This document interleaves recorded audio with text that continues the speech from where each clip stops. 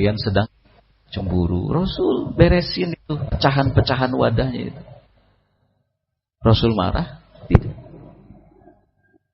Beliau memaafkan. Beliau mengalah. Begitulah Rasul Shallallahu Alaihi Wasallam.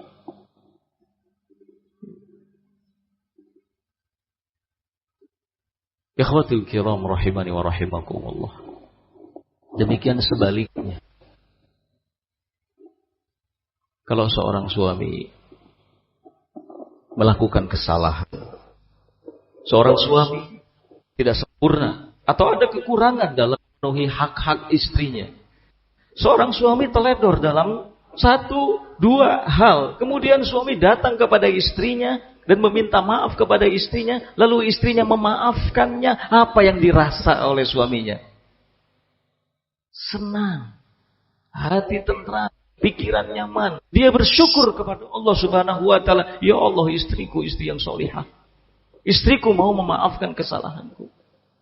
Akan semakin besar rasa cintanya kepada istrinya. Makanya memaafkan itu terutama antar pasangan selalu memberi rasa, dan rasa tak pernah berdusta. Ya. Istri harus sadar bahwa suami yang kini hidup menjadi pembimbingnya, menjadi pemimpinnya adalah manusia biasa. Dia bukan malaikat. Dia manusia seperti pada umumnya, laki-laki. Memiliki kekurangan. Tidak sempurna. Ya. Karena kesempurnaan hanya milik Allah Subhanahu wa ta'ala.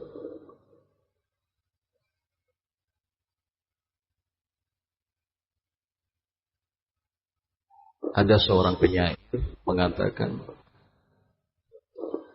Man alladhi masa'a qattun wa man lahu al-husna faqat. Man alladhi masa'a qattun wa man lahu al-husna faqat. Artinya, siapa orang yang enggak pernah berbuat celak, dan siapa orang yang hanya memiliki kebaikan saja. Tidak orang yang tidak punya celah. Selalu ada celah. Gak ada orang yang hanya terkumpul pada dirinya kebaikan. Gak ada.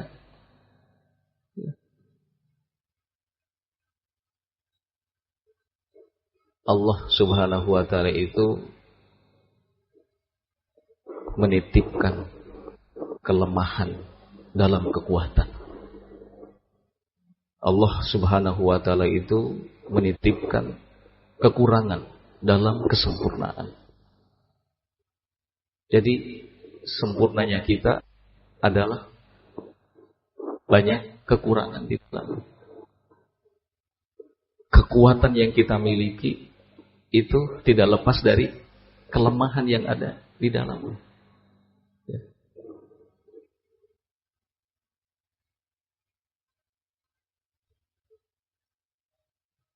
Masing-masing dari pasangan suami dan istri harus terus berusaha memperbaiki hubungan,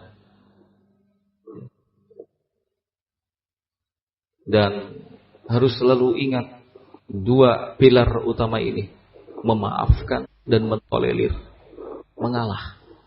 Itu kunci sukses.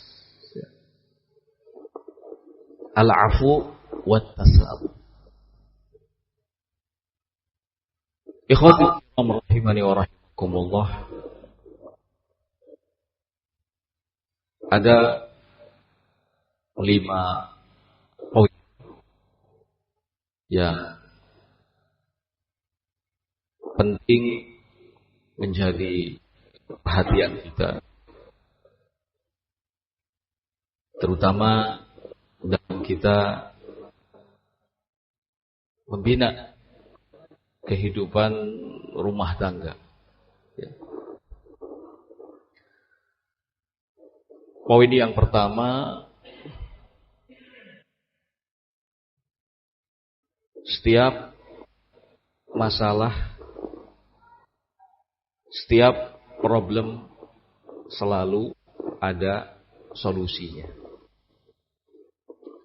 Dan setiap masalah itu selalu ada sebabnya. Maka ketahui sebabnya untuk bisa mendapatkan solusinya. Ya. Sekali lagi, ini poin penting. Yang pertama, setiap masalah ada solusinya.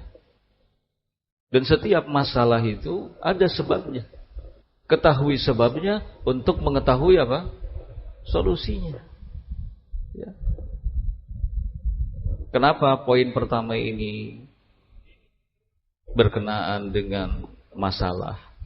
Karena kembali kepada apa yang disampaikan tadi di awal, bahwa tidak ada kehidupan rumah tangga tanpa masalah. Selalu saja ada masalah. Dan suami dan istri itu harus berusaha menjadikan masalah sebagai mawaddah. Masalah sebagai mawaddah. Ya.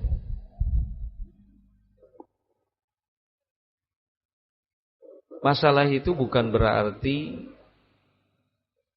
hilang rasa cinta. Ya. Problem yang dihadapi bukan berarti harus saling menjauh. Tapi justru suami dan istri ini harus kerjasama. Untuk apa? Menemukan solusi terbaik.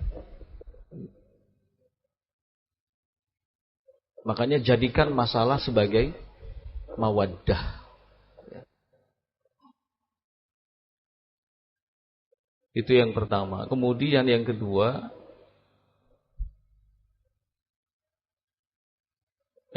adalah bangun komunikasi yang baik. At-tafahum, saling memahami. At-takaful, saling melengkapi. Ya. Saling memahami, saling melengkapi. Komunikasi yang baik inilah yang Allah Subhanahu wa taala sampaikan di dalam firman-Nya, wa ashiruhunna bil ma'ruf, dan pergaulilah mereka dengan cara yang baik. Bagaimana pergaulan yang baik itu bisa terwujud? Di antaranya adalah dengan komunikasi yang baik, saling memahami, saling melengkapi. Ya. Kerap kali masalah itu terjadi disebabkan karena tidak ada komunikasi yang baik antara suami dan istri. Kerap kali masalah itu terjadi karena tidak ada saling memahami antara keduanya. Namanya kehidupan rumah tangga, apalagi sudah berjalan sekian tahun, itu insya Allah antara suami dan istri saling memahami, tahu kebiasaan masing-masing, mengerti kesukaan masing-masing. Ini kunci yang harus dipegang. Oh, ini istri saya kesukaannya begini. Oh, suami saya kesukaannya begini. Istri saya kalau begini dia tidak suka. Suami saya kalau begini dia kurang suka. Itu harus dipelajari. Harus dipahami betul. Dan saling melengkapi. Karena tidak ada yang sempurna tadi. Ya. Jangan terburu-buru menyalahkan istri. Jangan terburu-buru memarahi istri. Kita harus selalu ingat bahwa istri kita itu naqisatu aqlin wa dinin, kurang akal, kurang agama, bengkok, kata Nabi SAW. Jangan lupa ini. Ya. Jangan lupa.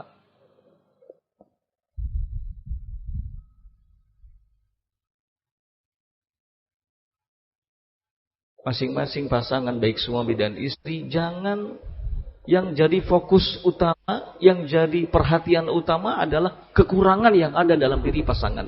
Jangan, gak boleh seperti itu. Ingat seperti apa yang saya katakan tadi, Allah Subhanahu wa taala itu menitipkan kekurangan di balik kesempurnaan, dan sebaliknya menitipkan kesempurnaan di balik kekurangan. Biarpun ada kekurangan, tetapi akan ada kesempurnaan dari sisi yang lainnya. Makanya Nabi SAW mengatakan, la yafrukul mu'minu mu'minatan. Seorang suami jangan kemudian terburu-buru menceraikan istrinya hanya karena melihat ada satu dan dua hal yang dilakukan oleh istrinya atau yang menjadi sifat dari istrinya yang tidak disukainya. Jangan. Jangan hanya karena satu kesalahan yang dilakukan oleh istri, kemudian suami terburu-buru menceraikannya. Ya. Kenapa? Karena bisa jadi ada satu dua hal yang tidak disukai dari sifat yang ada pada istrinya, tapi sekian sifat yang lainnya disukai dari istrinya. Jadi yang dilihat itu jangan sisi kekurangannya saja, tapi lihat juga sisi kelebihannya. Ya. Kita juga tidak mau kan kalau dipandang oleh istri sisi kekurangannya saja. Bahkan kita marah. Kenapa kemudian ketika terkait dengan istri yang kita lihat itu hanya kekurangannya saja. Cobalah berpikir bahwa di balik kekurangannya, kelebihannya sangat banyak. Ya. Kelebihannya sangat banyak. Dia sudah rela menemani hidup bersama dengan kita. Ya. Dia adalah seorang perempuan yang dicintai oleh keluarganya. Keluarganya menitipkan kepada kita. Ya. Dan dia rela bersama dengan kita. Dia mau dibawa kemana saja oleh kita. Dia siap hidup bersama dengan kita. Suka, duka, susah, senang. Ya. Jangan egois sebagai suami.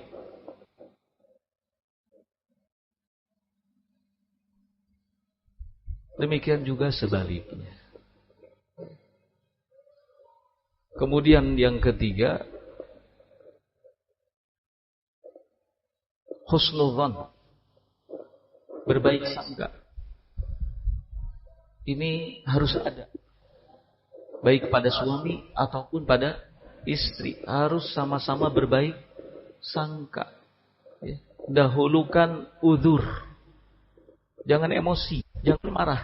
Tapi dahulukan apa? Uzur. Beri uzur.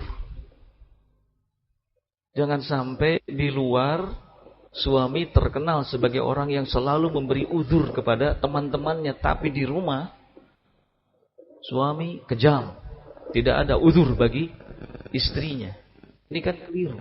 Ini salah dalam menempatkan. Yang harus kita husnuzoni, yang paling pertama adalah orang yang paling dekat dengan kita. Siapa? Istri kita. Bagaimana mungkin kita akan membangun kehidupan rumah tangga yang nyaman kalau kita selalu suudzon kepada pasangan kita. Cemburu boleh, bodoh jangan. Ya.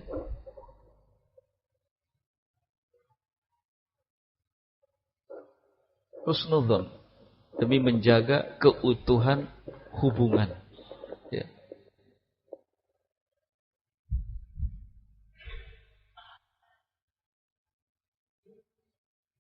Berikutnya yang keempat, apabila salah satu dari dua pasangan, baik suami ataupun istri, melakukan kesalahan, maka segera meminta maaf. Ini poin penting. Jangan kesalahan itu dibiarkan bertumpuk. Karena akan membatu dan sulit mendapatkan maaf. Kesalahan itu akan semakin pahit ketika tidak lagi ada kata maaf. Ya. Makanya yang selalu kita harapkan dari Allah Subhanahu wa taala itu adalah ampunannya, adalah maafnya. Karena terlalu banyak dosa dan kesalahan yang kita perbuat. Kalau seandainya tidak ada maaf atas kesalahan dan dosa yang kita perbuat, maka itu akan jadi bumerang buat kita. Demikian juga soal hubungan suami dan istri. Kalau kita melakukan satu kesalahan, segeralah minta maaf. Ya, agar segera mendapatkan kata maaf. Jangan dibiarkan. Istri ketika melakukan kesalahan, segeralah minta maaf.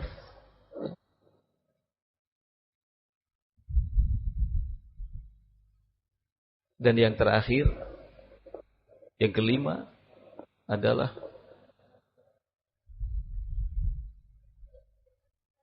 bikin quality time.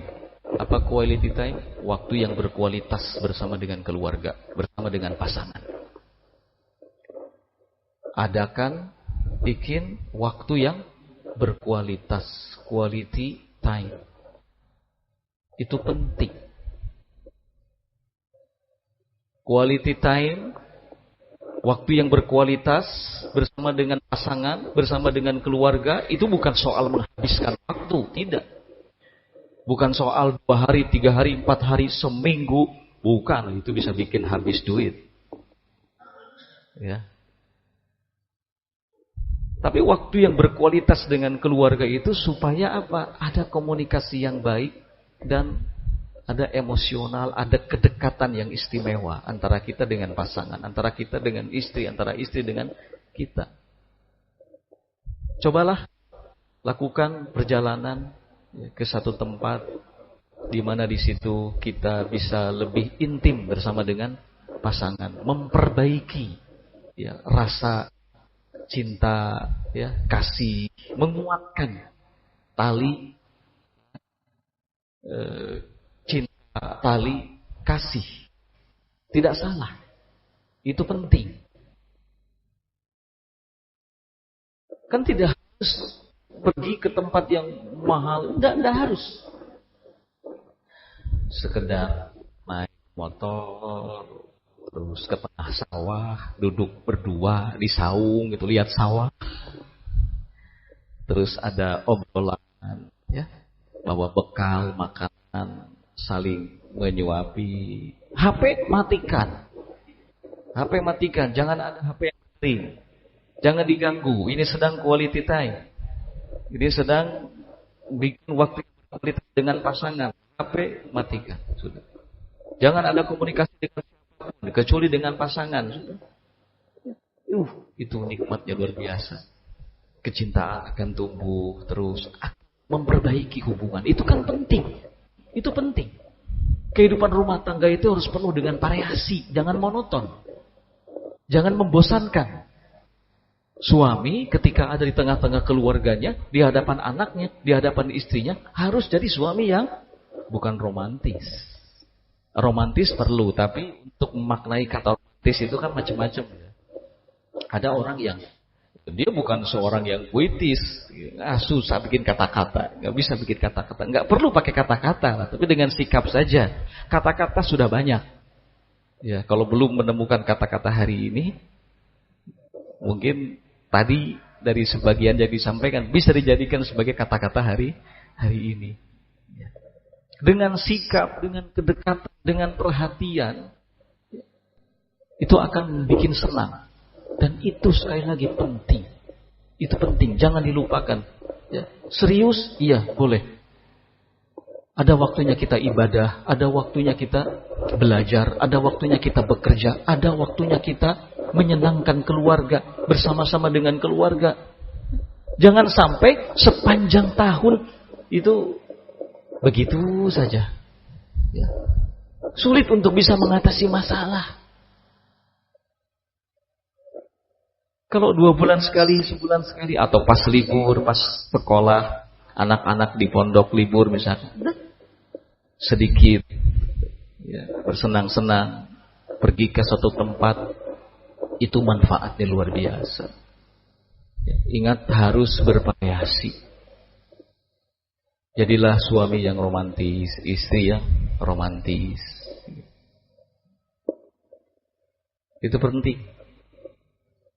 Akhwatul kiram, rahimani wa rahimakumullah. Nah, itu 5 poin ya, yang semoga kita bisa mengambil manfaat, mengambil ibrah ya, darinya. Dan semoga apa yang disampaikan tadi bermanfaat untuk kita semua. Ini hanya sebuah nasihat saja, ya, utamanya buat saya dan tentunya untuk kita semuanya. Wallahu ta'ala a'lam bis-shawab. Subhanakallahumma wa bihamdika asyhadu an la ilaha illa anta astaghfiruka wa atubu ilaik. Alhamdulillahirabbil alamin. Wassalamualaikum warahmatullahi wabarakatuh.